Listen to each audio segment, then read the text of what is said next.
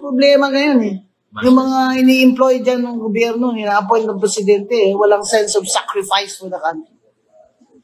Bulsa nyo lang iniisip nyo. Kala naman, talino-talino nyo dyan. Paupo kayo sa mga posisyon na tigpa 5 million a year kayo. Tama ma'am, di ba? Kahit mag-piso sweldo sila, malaki pa rin kinikita sa mga. Laki nakita sa mga allowance, sa mga extraordinary expense. Ano ba yan? Convert to cash? Ano na pala impeachment? 3 years. Titiisin pa namin kayo another 3 years. Bago mag-eleksyon. Na ang eleksyon naman ay halos hindi na ito tunay na eleksyon dahil puro vote buying naman.